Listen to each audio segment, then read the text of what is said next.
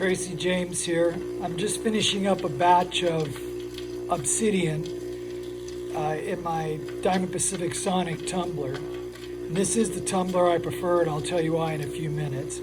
I'm not sponsored by anybody, but right now I've got some Obsidian in borax and water in there, and I'm going to go rinse it out, dry it off, and then I'll show it to you, and we'll discuss what I love and hate about tumbling.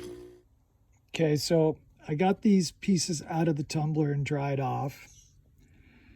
And as you can see, if you look closely at them, there's some imperfections that are white from the rocks bashing together.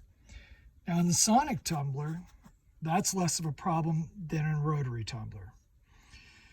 That's why I like my Sonic tumbler. But you can't use the Sonic tumbler to round off your stones. You can't use it in the first stage.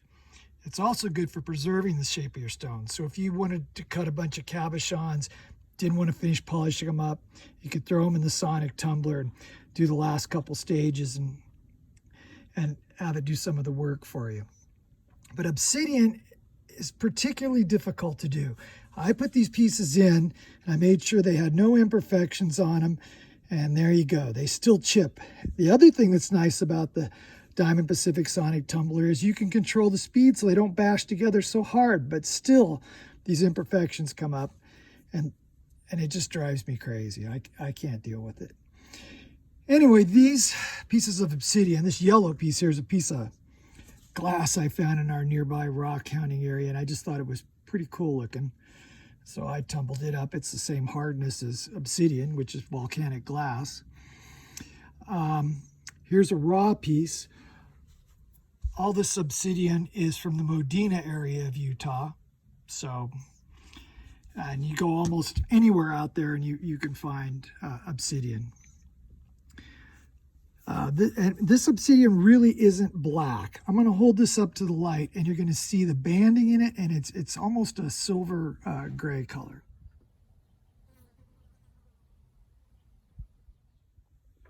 Besides chipping, another thing that makes Obsidian difficult to do is when Obsidian chips naturally, it's super shiny. And trying to get the same shine equivalent to that in a tumbled rock is extremely difficult. A couple other things I like about the Diamond Pacific Sonic tumbler is it's pretty quiet. When you compare it to like a vibratory tumbler from Harbor Freight or a Lotto tumbler, it's really extremely quiet.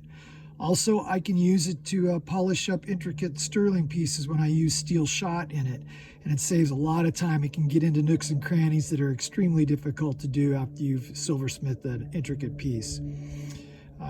The other thing I like about it is it's fast. I've never had to leave anything past 72 hours in a single stage. Where rotary tumblers, that first stage could be weeks and weeks and weeks. I have to give Michigan Rocks his due for all the time he spends tumbling rocks, but it's just not for me. Another disadvantage of tumbling is if you look at these pieces here, now I prepare my pieces because I don't want to go through the weeks and weeks of the rotary tumbling, so I'll take them up to 220 on my cab machine. But you look at this first piece here, and you can see that there's some red in there. That red is probably rhyolite.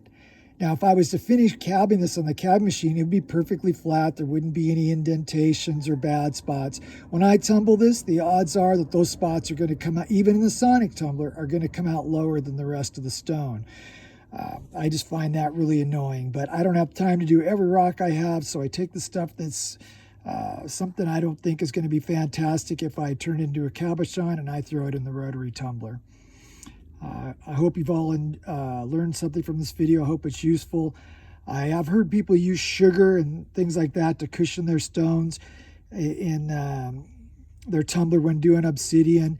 I kept it very full of ceramic media and not a lot of water and kept the speed down, but I'm not going to deal with sugar. We've got ants around here that they're the size of dinosaurs. So anyway, I hope you all like and subscribe, and you take care.